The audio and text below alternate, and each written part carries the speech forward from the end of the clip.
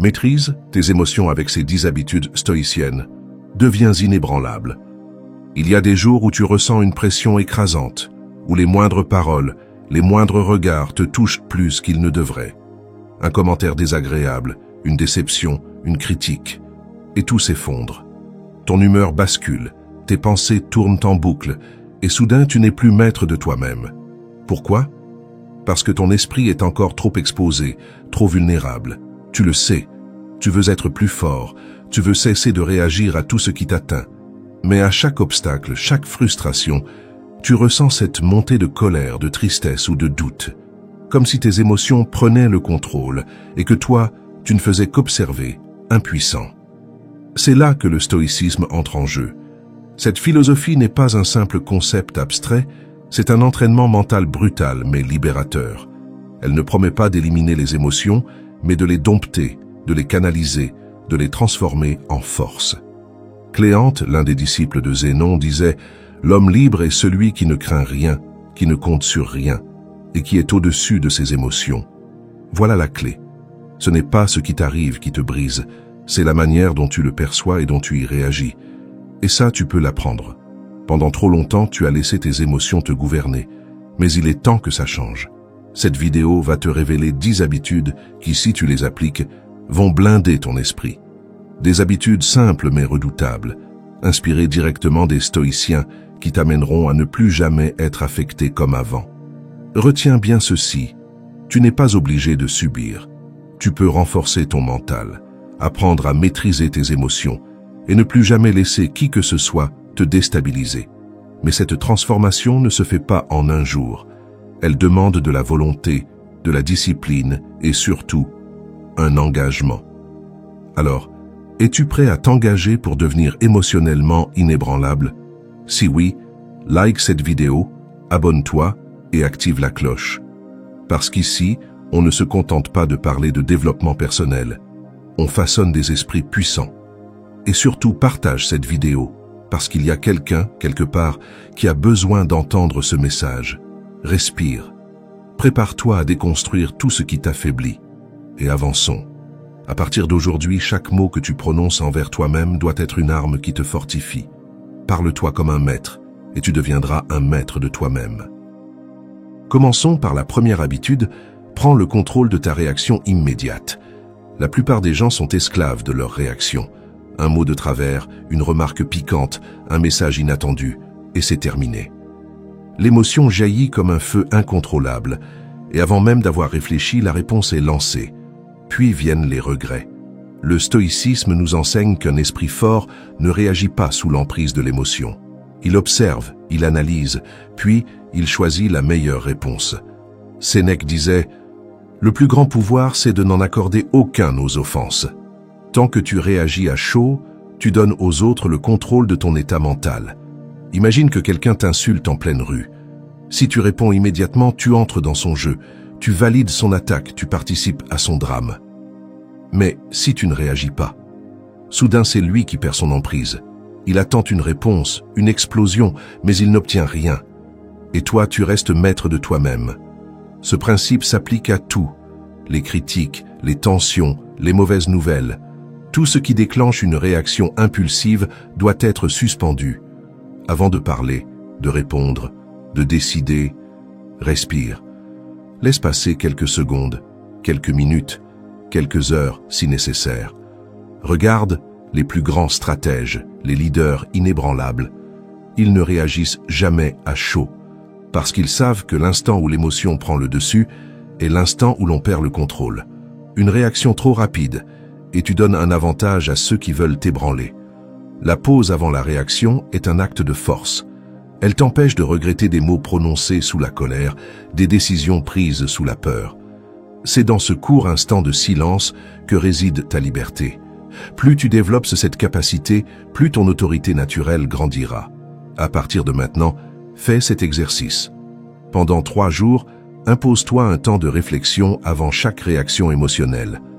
Observe comment ton pouvoir sur toi-même grandit. Tu verras que la plupart des choses qui t'auraient agité hier ne méritent même pas une réaction aujourd'hui. Un esprit libre ne se précipite pas. Il choisit sa réponse et impose son propre rythme au monde. Passons maintenant à la deuxième habitude. Protège ton humeur contre les influences extérieures. Combien de fois as-tu passé une mauvaise journée parce que quelqu'un t'a contrarié, une remarque blessante, un comportement irrespectueux, et voilà, ton humeur est ruinée. Mais pose-toi cette question. Pourquoi laisser quelqu'un d'autre dicter ton état mental? Marc Aurèle disait « Si quelqu'un me fait du tort, c'est son problème. Le mien est de ne pas me laisser atteindre par cela. » Un stoïcien comprend que son humeur lui appartient et qu'aucune force extérieure ne devrait avoir le pouvoir de la détruire. Si un inconnu te critique, est-ce réellement important? Si un collègue est désagréable, est-ce à toi de porter ce poids toute la journée? Réfléchis bien. Ce que font les autres n'a d'impact que si tu leur accordes ton attention. La vérité, c'est que la plupart des gens réagissent par automatisme. Quelqu'un les attaque, ils se sentent blessés. Mais c'est un réflexe conditionné, pas une fatalité. Tu peux choisir de ne plus laisser ces éléments extérieurs prendre le contrôle. Chaque fois que quelqu'un essaie de te faire réagir, rappelle-toi ceci. Tu es un mur, pas une éponge. Un mur ne laisse rien pénétrer. Une éponge absorbe tout et finit par se saturer. Trop de gens vivent comme des éponges émotionnelles, absorbant la moindre négativité qu'ils croisent. Apprends à renvoyer ce qui ne t'appartient pas. Rappelle-toi que les personnes toxiques se nourrissent de tes réactions. Plus tu réagis, plus elles gagnent ton influence. Mais si tu restes impassible, elles perdent toute emprise. Rien ne les déstabilise plus que ton indifférence. Pendant 3 jours, entraîne-toi à repérer ces moments où tu laisses quelqu'un influencer ton état d'esprit. Et à chaque fois, stoppe-toi. Rappelle-toi que seul toi décides si cela mérite de t'affecter ou non. Demande-toi, combien de fois aujourd'hui as-tu laissé quelqu'un influencer ton humeur? Combien de fois as-tu donné du pouvoir à des choses qui n'en valaient pas la peine? Ceux qui contrôlent leur humeur ont un avantage absolu sur ceux qui se laissent dicter leurs émotions. À partir d'aujourd'hui, garde ce pouvoir pour toi. Abordons maintenant la troisième habitude. Transforme chaque frustration en une opportunité de grandir. La frustration est l'un des déclencheurs émotionnels les plus puissants. Elle te fait perdre patience, t'énerver, abandonner. Pourtant, ce que tu ressens comme un obstacle est souvent une opportunité masquée. Les stoïciens ne voyaient pas les épreuves comme des punitions. Ils les considéraient comme des exercices pour se renforcer. Épictète disait « Les difficultés montrent à l'homme ce qu'il est. Dans l'adversité, il se révèle à lui-même. » Quand quelque chose ne fonctionne pas, as-tu déjà envisagé que c'était peut-être une occasion de t'améliorer? Un projet échoue, c'est une leçon cachée pour le prochain. Quelqu'un te manque de respect? C'est une invitation à développer ton calme intérieur. Imagine-toi dans une file d'attente interminable. Tu peux bouillir d'impatience, ou tu peux voir cela comme un entraînement à la patience. Imagine un moment de solitude inattendu. Tu peux le subir ou l'utiliser pour réfléchir, planifier, progresser. Tout est une question de perspective. Ce qui te frustre aujourd'hui peut être exactement ce dont tu as besoin pour grandir. Si aujourd'hui, tu n'apprends pas à voir la frustration comme une opportunité, elle continuera à t'écraser. Ce n'est pas une question de choix, mais de survie mentale. À partir de maintenant, chaque fois que tu ressens de la frustration, pose-toi cette question. Qu'est-ce que cela peut m'apprendre? Si tu fais cela pendant 3 jours, tu réaliseras que chaque difficulté cache une force en devenir. La frustration n'est pas ton ennemi. Elle est le signe que tu es en train d'évoluer. Passons maintenant à la 4e habitude. Éloigne-toi des pensées parasites. Tout ce qui te trouble vient de tes propres pensées. Les événements extérieurs n'ont aucun pouvoir sur toi jusqu'à ce que ton esprit décide de leur en donner. Tu ressasses une remarque blessante? Ce n'est pas cette remarque qui te fait souffrir, mais l'importance que tu lui donnes. Tu es anxieux à propos d'un futur incertain? Ce n'est pas l'avenir qui te tourmente, mais la place que tu laisses à ces pensées dans ton esprit. Épictète disait « Si quelqu'un te confie son corps, tu le traiteras avec soin. » Pourquoi alors ne fais-tu pas de même avec ton propre esprit? Les pensées sont comme des graines. Si tu laisses la mauvaise herbe envahir ton mental, elle finira par l'étouffer. Tu dois prendre le contrôle de ton dialogue intérieur. Chaque fois qu'une pensée négative surgit, ne l'accepte pas comme une vérité absolue. Demande-toi, est-ce utile? Est-ce réel? Est-ce sous mon contrôle? Si la réponse est non, rejette-la immédiatement. Les stoïciens avaient une règle simple, ne nourrir que les pensées qui renforcent l'esprit. Les autres doivent être écartés sans pitié. Imagine ton mental comme un temple sacré. Qui laisses-tu entrer? Des visiteurs qui t'élèvent ou des intrus qui détruisent ton équilibre?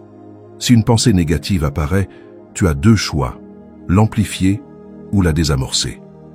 Trop de gens entretiennent volontairement leurs angoisses en répétant mentalement les pires scénarios possibles. Mais un esprit fort refuse de se torturer lui-même. Il ne s'agit pas d'ignorer la réalité, mais de choisir comment tu veux y répondre.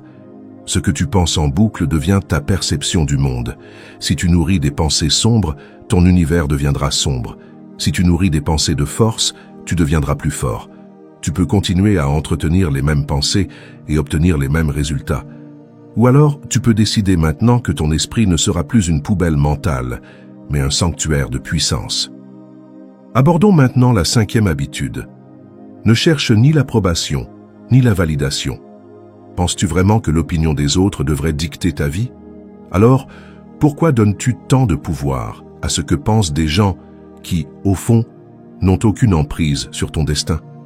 Les gens changent d'opinion en un instant. Aujourd'hui, ils t'admirent.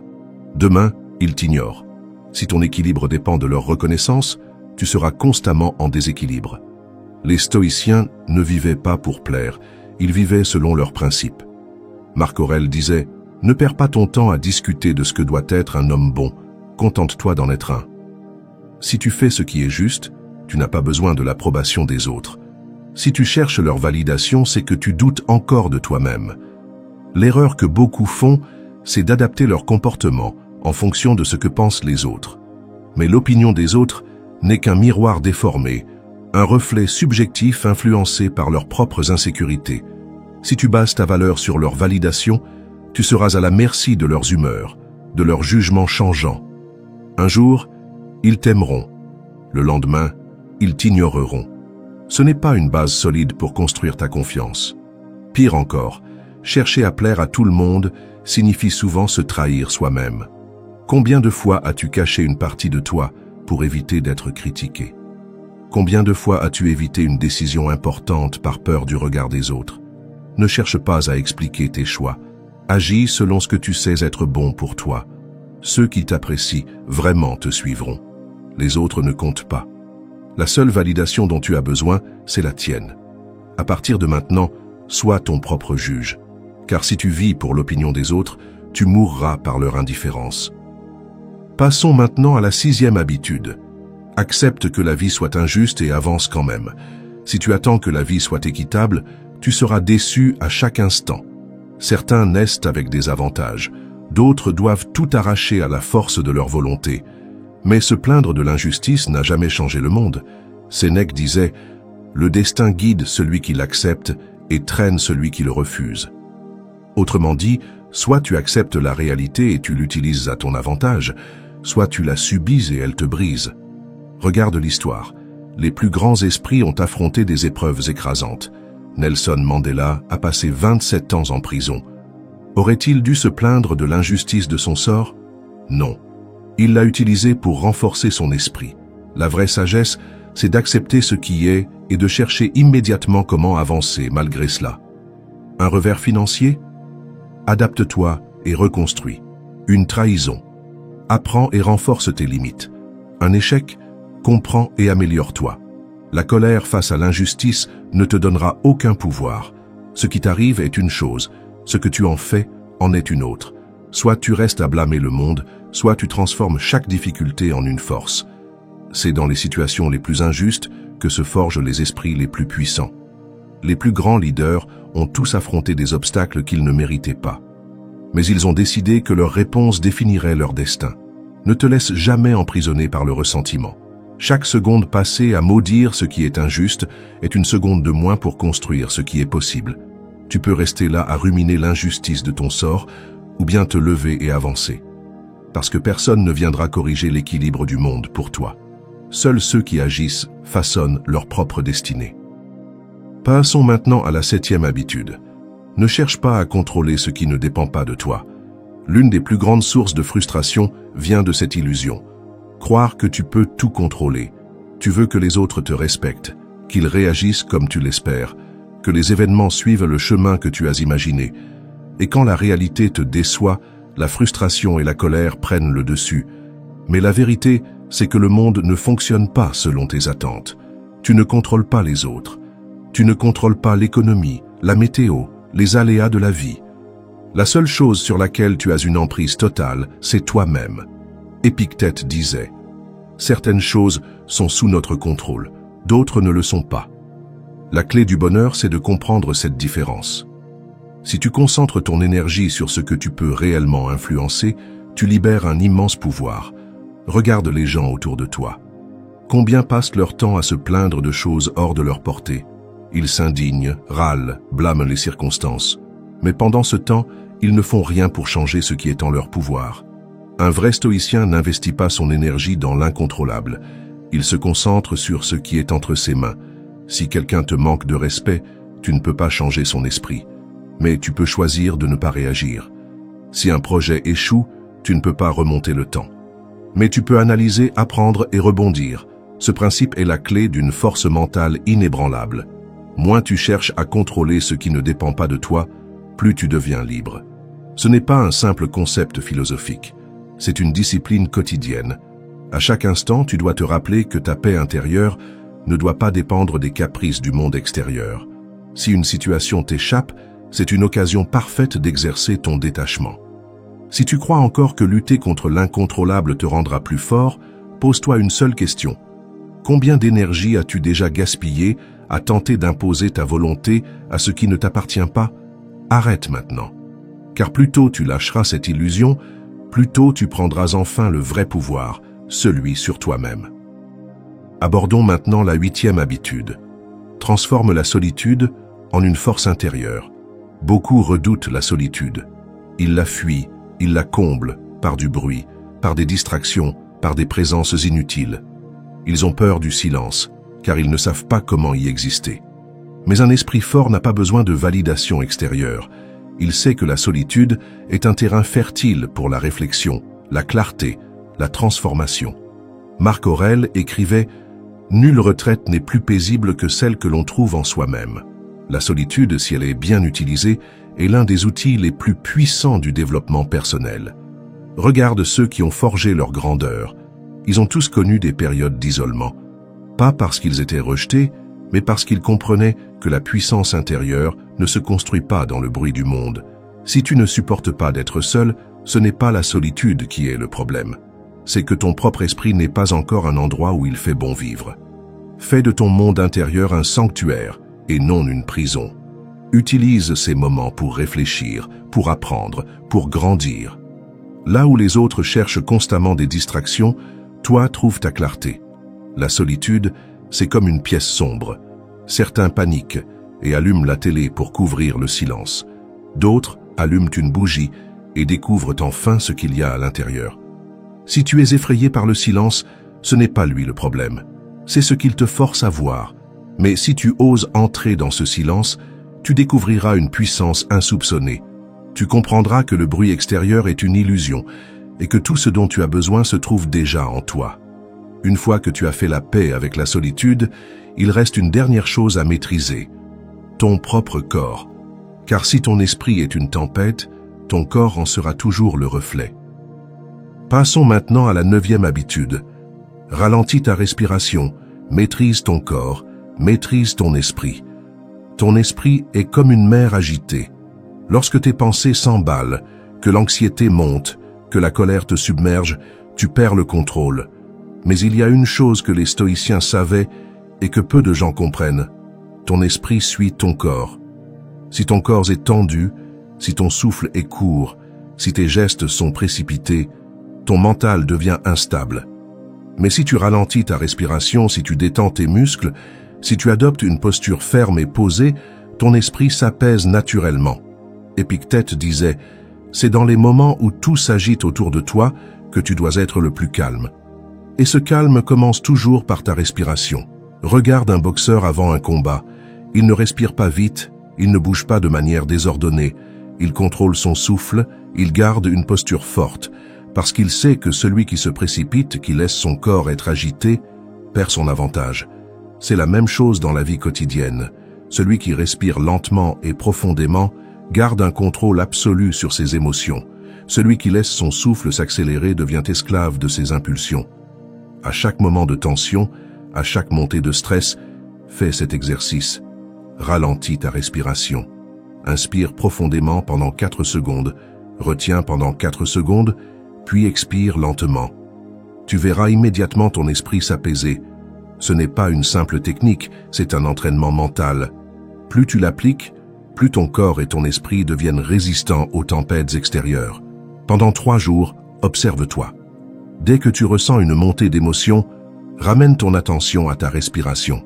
Fais l'expérience de contrôler ton souffle et observe comment ton mental change instantanément. Parce qu'au final, celui qui maîtrise son souffle maîtrise ses émotions, et celui qui maîtrise ses émotions contrôle son destin.